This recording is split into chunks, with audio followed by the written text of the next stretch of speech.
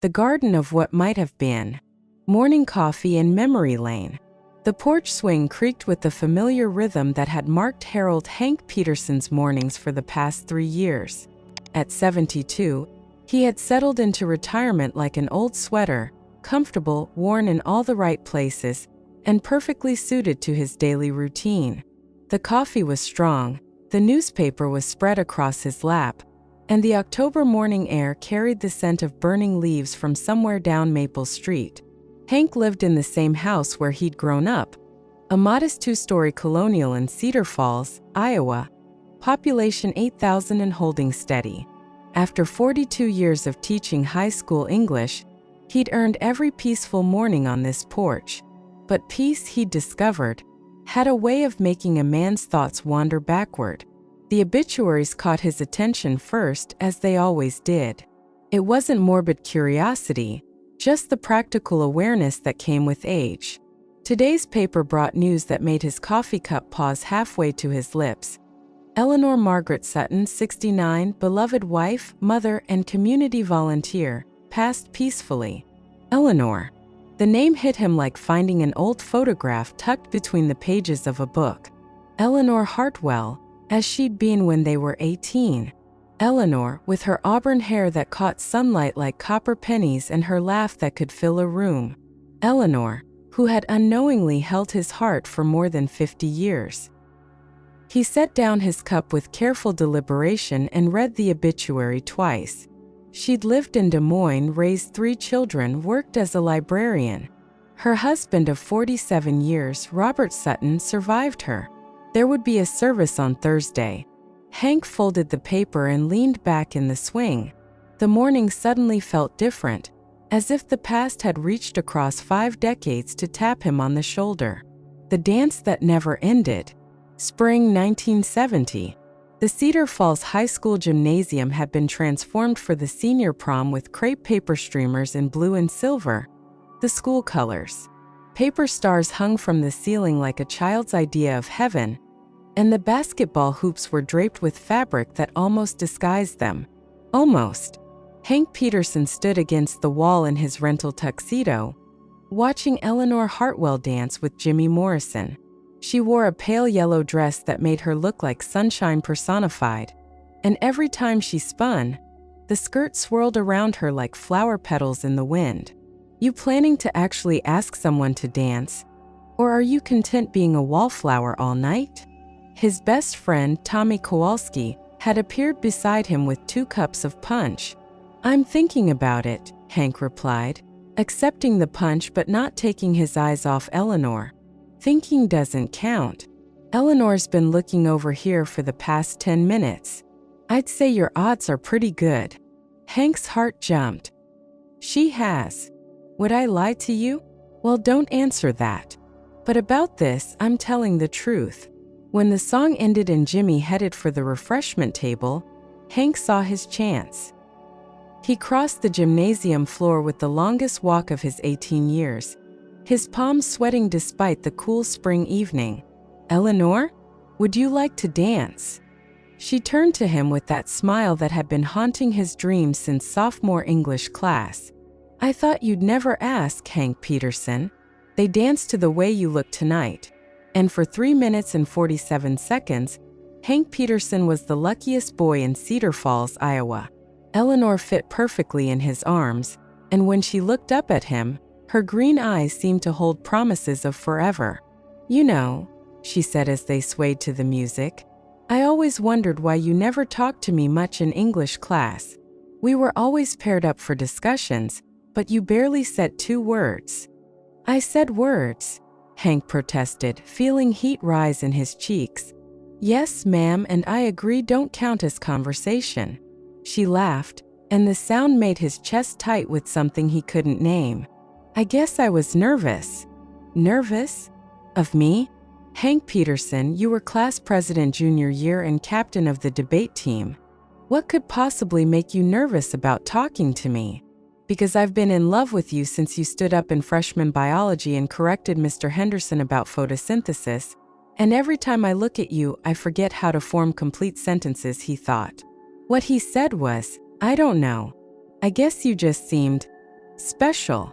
She was quiet for a moment, and when she spoke again, her voice was softer. That's the nicest thing anyone's ever said to me. The song ended too soon, and Jimmy Morrison appeared to claim her for the next dance. Hank watched her go, not knowing it would be the last time he'd hold her for 54 years. Roads taken and not taken. Present day. Hank spent the afternoon in his study, surrounded by the accumulated papers of a lifetime educator. Lesson plans from 40 years of teaching, thank you notes from former students, newspaper clippings of their achievements. The room smelled of old books and the lavender sachets his sister Martha insisted on tucking into his drawers during her monthly visits. But today he wasn't looking at any of those familiar items.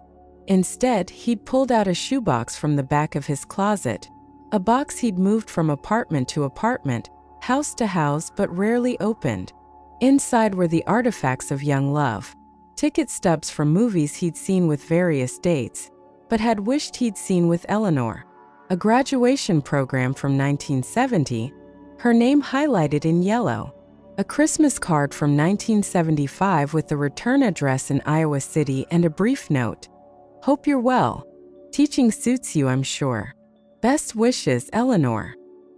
He'd kept every piece of correspondence over the years. Not many. Eleanor had moved away for college and then marriage, and their paths had rarely crossed. But there were a few class reunion updates, a sympathy card when his mother passed, a congratulatory note when the local paper ran a feature on his retirement. The last item in the box was a photograph from their 10-year reunion in 1980. Eleanor stood in a group of their old classmates, her arm around her husband Robert, a tall, solid-looking man with kind eyes and a genuine smile. Eleanor wore her hair shorter then, but her eyes still held that same spark that had made Hank's knees weak in high school. He'd stood on the other side of the room that night, watching her laugh with old friends, seeing how she'd grown into herself.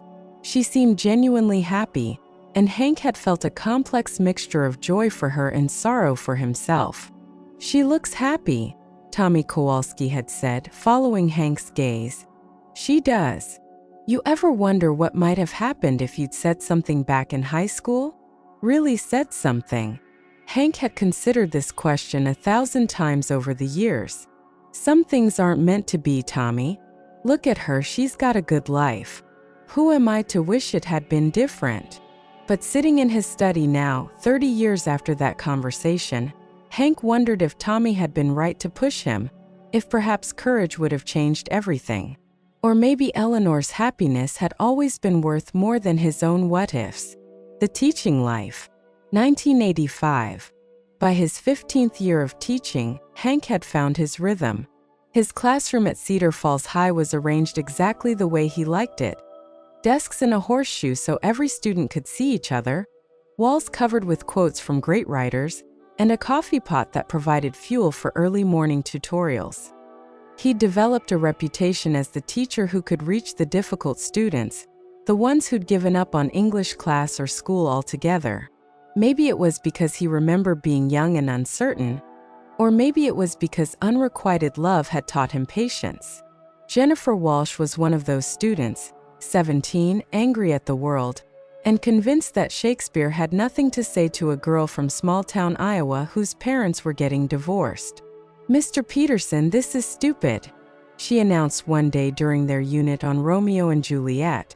"Nobody talks like this. Nobody feels like this. It's all just fake." Hank had been expecting this reaction. In 15 years of teaching, he'd heard every possible complaint about the Bard. But something in Jennifer's voice told him this wasn't just teenage rebellion. This was pain. "You think love like Romeo and Juliet's doesn't exist?" he asked. "Not in Cedar Falls, it doesn't. What about love that's never spoken? Love that exists quietly, without grand gestures or balcony scenes." The classroom had grown quiet. Even the back row boys who usually dozed through poetry were listening. "I guess. I don't know. Maybe. Sometimes the deepest loves are the ones that remain unspoken," Hank said. not looking at any particular student but somehow speaking to all of them. Sometimes we love someone from a distance, and that love shapes us, makes us better people, even if the other person never knows. But what's the point? Jennifer asked. If they don't know, what's the point of loving them? Hank was quiet for a long moment, thinking of a yellow dress and a 3-minute dance that had lasted 50 years in his memory. The point, he said finally, is that love changes us. It makes us capable of more kindness, more understanding, more patience. Love, even unrequited love, is never wasted. It goes back into the world in ways we might never expect. After class, Jennifer lingered. Mr. Peterson? Have you ever been in love with someone who didn't love you back? Hank had learned that sometimes the most honest answer was the most helpful one. Yes, Jennifer. I have. Did it hurt? Sometimes. But it also taught me things I needed to know. Like what? Like how to appreciate beauty without needing to possess it. Like how to be happy for someone else's happiness, even when it's not with you. Like how to pour love into the world in other ways. Through teaching, through friendship, through being there for people when they need you. Jennifer nodded slowly. Maybe Romeo and Juliet isn't so stupid after all. Maybe not. Years later, Jennifer would send him a wedding invitation. In the thank you note that followed, she wrote, "You taught me that love comes in many forms and that each one has value. Thank you for helping me understand my own heart." The garden grows. Present day. Wednesday afternoon found Hank in his backyard, kneeling among the raised beds he built during his first year of retirement. The October air was crisp but not cold, perfect for the fall cleanup he'd been putting off for weeks. His garden had become something of a neighborhood attraction. Tomatoes, peppers, and corn in the summer, pumpkins and squash in the fall. A year-round herb garden that supplied half of Maple Street with fresh basil and parsley. Mrs. Chun next door claimed his oregano had improved her marinara sauce by at least 50%. "Afternoon, Hank," called Bill Morrison from over the fence. Bill was Jimmy Morrison's younger brother, a retired mechanic with arthritis-gnarled hands and an encyclopedic knowledge of baseball statistics. "Afternoon, Bill. How are those Hawkeyes looking this weekend?" "Better than they have in years." "You heading to Eleanor Sutton's service tomorrow?" Hank's hand stilled on the pumpkin vine he was clearing. News traveled fast in Cedar Falls. "I was thinking about it. She was a year behind us in school, but I remember her. Sweet girl. Married that Sutton fellow right after college." Bill leaned against the fence, settling in for one of their regular over-the-fence conversations. "Heard she did good things in Des Moines. Volunteered at the Children's Hospital, organized fundraisers. Good woman." "Yes, she was." Something in Hank's tone must have given him away, because Bill grew quiet. After 40 years as neighbors, the two men had developed an understanding that respected both conversation and silence. "You know," Bill said eventually, "Jimmy used to say he never understood why you didn't ask Eleanor out back in high school. He said it was clear as day that you had feelings for her." Hank sat back on his heels, brushing soil from his hands. "Was it that obvious?" "To everyone but Eleanor, maybe. Jimmy felt bad about it later, said if he'd known how you felt, he wouldn't have asked her to prom." This was news to Hank. In all the years since, he'd never harbored any resentment toward Jimmy Morrison. How could he? Jimmy had simply done what Hank had been too afraid to do. Jimmy had nothing to feel bad about, Hank said. He was a good man. They all were. Eleanor never dated anyone who didn't deserve her. Maybe, but it makes a man wonder about roads not taken, doesn't it? That evening, Hank sat at his kitchen table with a cup of tea and a piece of paper. He'd started and discarded 6 different letters to Eleanor's family. What did you say to the children of a woman you'd loved silently for 50 years? How did you explain a connection that had existed mostly in your own heart? Finally, he settled on simplicity. Dear Sutton family, I was sorry to read about Eleanor's passing. She was a special person who touched many lives, including mine. We went to high school together in Cedar Falls, and I have always remembered her kindness and her bright spirit. Please know that she will be missed by all who knew her. With sympathy, Harold Peterson. It wasn't much, but it was honest. And sometimes honesty was enough. The service. Thursday. The drive to Des Moines took just under 2 hours, through cornfields stubbled with the remains of harvest and small towns that looked much like Cedar Falls, water towers and grain elevators, churches with tall spires, and main streets lined with locally owned businesses fighting to survive. Hank had dressed carefully in his best suit, the navy one he'd worn to graduations and weddings and the occasional funeral. In his car's passenger seat sat a small arrangement of flowers from his garden, late-blooming roses and the last of his mother's chrysanthemums. The funeral home was larger than anything Cedar Falls could offer, but it had the same hushed atmosphere of enforced reverence. Hank signed the guest book and took a seat toward the back, watching as Eleanor's family received visitors. Her children were clearly grown and successful, the kind of adults that made their parents proud. Her husband Robert had aged well, though grief sat heavily on his shoulders today. Hank could see in him the same kindness that had drawn Eleanor all those years ago. The service was beautiful and personal. Eleanor's daughter spoke about her mother's love of books and gardening, her volunteer work with children, her ability to make anyone feel welcome in her home. Her son shared stories that made the congregation laugh through their tears. But it was Robert who spoke most movingly about the woman Hank had never stopped loving. Eleanor had this way of seeing the good in people, Robert said. His voice steadied despite the emotion in his eyes. She believed that everyone had something valuable to offer the world, even if they didn't see it themselves. She had a gift for drawing out the best in others, for helping them become who they were meant to be. Hank thought of Jennifer Walsh and dozens of other students whose lives had been touched by lessons learned from loving Eleanor from afar. She used to say that love was like planting a garden, Robert continued.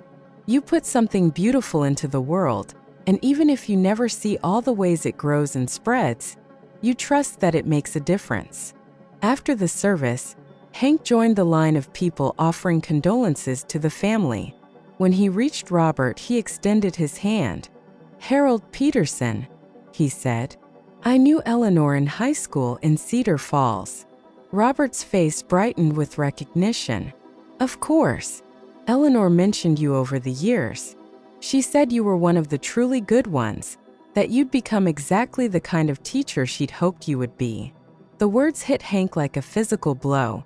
Not painful but overwhelming. Eleanor had thought of him. Eleanor had followed his career. Eleanor had believed in him. She was very special, Hank managed to say. She was indeed. You know, she kept up with a lot of her Cedar Falls classmates.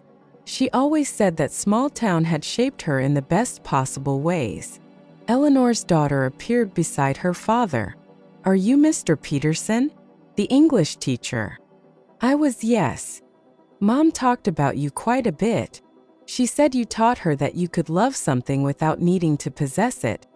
That appreciation was its own form of love. The young woman smiled through her tears. She said it was one of the most important lessons she ever learned. Hank felt his composure waver. Had Eleanor somehow known? Had she understood all along the quiet love that had shaped so much of his life? Your mother was a remarkable woman, he said. She taught me more than she ever knew. Coming home, the drive back to Cedar Falls gave Hank time to think. The October sky was clear and endless, the kind of blue that made Iowa feel like the center of the universe instead of the middle of nowhere. Eleanor had known. Maybe not everything, maybe not the full depth of what he'd felt, but she'd known enough to understand that their connection had mattered. She'd carried some piece of him with her through her life, just as he'd carried her. The revelation should have made him sad, should have filled him with regret for words never spoken and chances never taken. Instead, he felt something lighter, something that might have been peace. He stopped at the Cedar Falls Cemetery on his way home, parking near the section where his parents were buried. But instead of visiting their graves, he walked to a bench beneath an old oak tree and sat looking out over the rolling hills that surrounded his hometown. His phone buzzed with a text message. Martha, his sister. How was the service? Are you okay? He typed back. It was beautiful. I'm fine. Better than fine, actually. And he was. For the first time in years, maybe decades, Hank felt truly settled with the choices he'd made and the life he'd lived. Eleanor had been right about love being like a garden. He'd planted seeds of caring and nurture, and they'd grown in ways he'd never expected. In his students who'd learned to see beauty in literature. In his neighbors who'd enjoyed tomatoes from his garden. In his own capacity for joy in simple things. His love for Eleanor had taught him to love more broadly, more generously. It had made him the kind of teacher who could reach difficult students, the kind of neighbor who shared his harvest, the kind of man who could find contentment in a life that might have looked ordinary from the outside but felt rich from within. New seasons. November. The first snow of the season dusted Cedar Falls on a Tuesday morning, transforming the familiar streets into something magical. Hank watched it fall from his kitchen window while his coffee brewed, marveling at how weather could make even the most familiar places look new. His doorbell rang just as he was settling down with the morning paper. Through the front door glass, he could see a young woman with a familiar face, one of Eleanor's daughters from the funeral.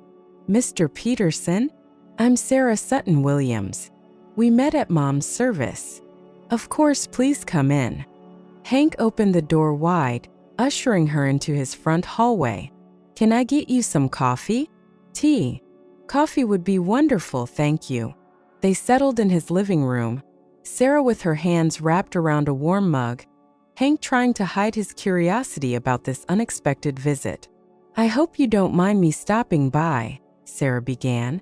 I was in Iowa City for work and decided to drive through Cedar Falls. Mom talked about this town so much over the years. It hasn't changed much since she lived here. That's what she loved about it. Sarah smiled, and Hank could see Eleanor in the expression. Mr. Peterson, I came here because I wanted to give you something. After the funeral, we were going through Mom's things and Dad found this. She reached into her purse and pulled out an envelope, yellowed with age. Hank's name was written on the front in Eleanor's careful handwriting. We don't know when she wrote it, Sarah continued. Dad found it in her jewelry box, along with some other keepsakes from high school. But she clearly meant for you to have it someday. Hank's hands trembled slightly as he took the envelope. Inside was a single sheet of paper, covered in Eleanor's distinctive script. Dear Hank, I don't know if I'll ever have the courage to give this to you, but I wanted to write it anyway. I've been thinking about our dance at the senior prom. Do you remember? The way you looked tonight. I've never forgotten it. I know you cared about me in high school. I think I knew it even then, though I was too young and too uncertain to know what to do with that knowledge. By the time I was old enough to understand what I might have lost, we were both living different lives in different places. But I want you to know that your kindness meant everything to me. You were always so gentle, so thoughtful, so genuine in a world that often felt fake and overwhelming. You made me feel safe to be myself. I heard you became a teacher and it makes me so happy. I can't think of anyone who would be better at helping young people find their way. You have such a gift for seeing the good in people. I hope you've had a wonderful life, full of love and purpose and joy. I hope you've found someone who appreciates what a rare and precious person you are. Thank you for the dance. Thank you for the memory. Thank you for being exactly who you were when I needed someone like you in my world. With love and gratitude, Eleanor. Hank read the letter twice before looking up to find Sarah watching him with gentle eyes. She wrote it about 20 years ago, Sarah said softly. Dad thinks it was around the time of your class reunion, though she didn't end up going to that one. Why didn't she send it? I think she was afraid it might complicate your life. Mom was always thinking about other people first. Sarah paused. But after the funeral, when we saw how much you clearly cared about her, Dad and I agreed she would have wanted you to know. Hank folded the letter carefully, his throat tight with emotion. Thank you for bringing this. There's something else. Sarah reached into her purse again and pulled out a small package wrapped in tissue paper. Mom's wedding ring and jewelry went to family, but this was in that same box with the letter. Dad thought you might like to have it. Inside the tissue paper was Eleanor's class ring from Cedar Falls High School, 1970. The small blue stone caught the morning light coming through Hank's living room window. I can't take this, Hank said. This should stay with your family. Mr. Peterson, my mother kept a letter for you for 20 years and put your name on it. She kept her high school class ring in the same box. I think she always intended for you to have it. Sarah stood to leave. Besides, you were part of her story. You deserve to have something to remember her by. After Sarah left, Hank sat in his living room holding Eleanor's letter and her class ring. Outside, the snow continued to fall, but he barely noticed. Instead, he was thinking about the mystery of human connection, the way people could touch each other's lives across decades and distance. Eleanor had carried a piece of him with her, just as he'd carried her. The love had been requited after all, just not in the way either of them might have expected. Spring planning. March. Spring came early to Iowa that year, with crocuses pushing through the last patches of snow in February and daffodils blooming in March. Hank spent his mornings planning his garden, sketching out plots and ordering seeds from catalogs. But this year, his plans included something new. A memorial garden? Martha asked, settling into his kitchen chair with her usual cup of tea. She visited every Wednesday afternoon, a ritual they'd maintained since their mother passed. That's a lovely idea, Hank. I thought I'd plant it in the corner by the back fence. Eleanor always loved flowers, and it seems like a good way to. He trailed off, not quite sure how to finish the sentence. A good way to say goodbye. Maybe. Or maybe just a good way to say thank you. Martha, who had been his confidant through 40 years of quiet love, understood without need for explanation. What kind of flowers? Roses, I think. The climbing kind that would grow up the fence. And maybe some of those perennials that come back every year. Daylilies, black-eyed Susans. Things that will keep blooming long after I'm gone. That sounds perfect. Over the following weeks, Hank threw himself into the project with the same enthusiasm he'd once brought to lesson planning. He researched varieties, amended soil, and built a small arbor where the climbing roses could eventually create a natural arch. His neighbors watched the progress with interest and offered help. Bill Morrison contributed an old wheelbarrow for hauling mulch. Mrs. Chan shared cuttings from her own garden. The Hendersons' teenage grandson spent a Saturday helping Hank install the arbor posts. "What's this corner going to be?" asked young Tyler Henderson, gesturing toward the space Hank was preparing. "A memorial garden. For a friend who passed away." "That's nice. My grandma says gardens are like prayers. They're a way of putting good thoughts into the world." Hank paused in his digging. "Your grandmother is a wise woman." "Yeah, she is. She also said you've been happier this spring than she's seen you in years. She thinks the garden project is good for you." Was he happier? Hank considered this as he worked. Maybe happiness wasn't quite the right word. Maybe it was more like completeness, the sense that a long chapter of his life had finally found its proper ending, and a new one was ready to begin. The memorial garden. May. By Mother's Day weekend, the memorial garden was ready for its first visitors. Hank had invited a few close friends and neighbors for an informal dedication. Nothing fancy, just coffee and cake on the back patio, and a chance to see what had been growing in his corner of the world. The roses weren't tall enough yet to climb the arbor, but they were healthy and already showing buds. The perennials were settling in nicely, and the small bench he placed in the center provided a perfect spot for reflection. Tommy Kowalski, who'd driven down from Waterloo for the occasion, stood looking at the garden with approval. "She would have loved this, Hank." "I hope so. You know what I think? I think she knew all along how you felt. Women usually do." Bill Morrison nodded agreement. Jimmy always said Eleanor was the smartest girl in their class, smart enough to understand things that weren't said out loud. Mrs. Chun approached with a small potted plant. "This is jasmine," she said, offering it to Hank. "In my culture, we believe it brings peace to the spirit. I thought it might like to grow here." As the afternoon went on, more neighbors stopped by. Word had gotten around about Hank's project, and people were curious to see what their quiet neighbor had been up to. Each visitor seemed to understand instinctively that this was a place of love and memory, and they spoke in the softer tones reserved for sacred spaces. Young Tyler Henderson arrived with his grandmother, who took one look at the garden and nodded approvingly. "This is going to be beautiful in a few years. Gardens take time, but they're worth the wait." "Just like most good things in life," Hank replied. As evening approached and the last visitors left, Hank found himself alone with his memorial garden for the first time. He sat on the bench and looked around at what he'd created. Not just the flowers and arbor, but the sense of community that had grown around the project. People had contributed plants and labor and encouragement. They'd shared stories about their own losses and loves. They'd created something together that was larger than any one person's grief or joy. This, Hank realized, was what Eleanor had meant about love being like a garden.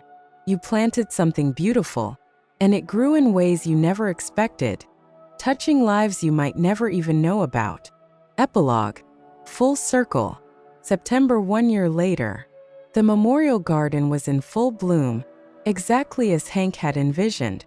The climbing roses had reached the top of the arbor and were cascading down in fragrant clusters. The perennials had filled in beautifully, creating a tapestry of color that changed with the seasons. But the garden's real success wasn't measured in flowers. Over the past year, it had become a gathering place. Neighbors stopped by to chat while Hank worked among the plants. Mrs. Chun brought her grandchildren to help with weeding. The Henderson boy came by after school sometimes, claiming he needed advice about a girl, but really just wanting someone to listen. Today, Hank had a special visitor. Sarah Sutton Williams had called ahead, asking if she could stop by with her teenage daughter who was thinking about colleges in Iowa.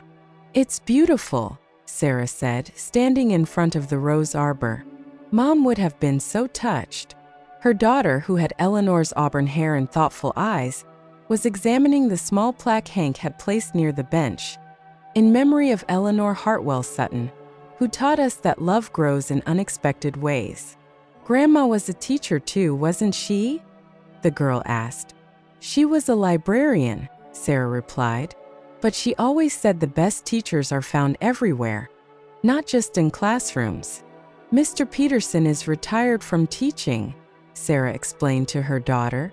"He taught English for over 40 years. The girl looked at Hank with new interest. "Did you know my grandmother when she was young?" "I did. We went to high school together." "What was she like?" Hank considered the question carefully. "How did you explain a lifetime of love to a 15-year-old? How did you describe the way someone could change your life without ever knowing it?" "She was kind," he said finally, "and she had this way of making people feel important, like their thoughts and feelings mattered. She made me want to be a better person." The girl nodded solemnly. "That sounds like Grandma." After Sarah and her daughter left, Hank stayed in the garden as the sun began to set. The evening air was warm and still, perfect for the kind of reflection that came easily in this peaceful space. His love for Eleanor had shaped his entire adult life, had made him into the teacher he'd become, the neighbor he'd tried to be, the man who could find contentment in tending a garden and sharing its beauty with others. Some might call it a wasted life, a love story without a happy ending. But Hank knew better. Love was never wasted, even when, especially when, it was given freely without expectation of return. He thought about his students, now scattered across the country, living lives enriched by lessons learned in room 237. He thought about his neighbors, connected by the simple acts of sharing tomatoes and offering help with yard work. He thought about the young people who still stopped by for advice and encouragement. All of it had grown from the seed of loving Eleanor Hartwell, quietly, completely, without regret. The roses climbed toward the darkening sky, their fragrance filling the evening air. Somewhere in Des Moines, Eleanor rested in peace, her own love having grown and spread in ways Hank was only beginning to understand. As the first stars appeared, Hank Peterson sat in his memorial garden and felt the deep satisfaction of a life well lived. Love had found its way after all, not in the way he'd once imagined, but in ways far richer and more lasting than he'd ever dared to hope.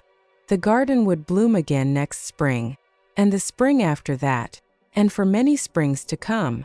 Love, it turned out, was indeed like gardening.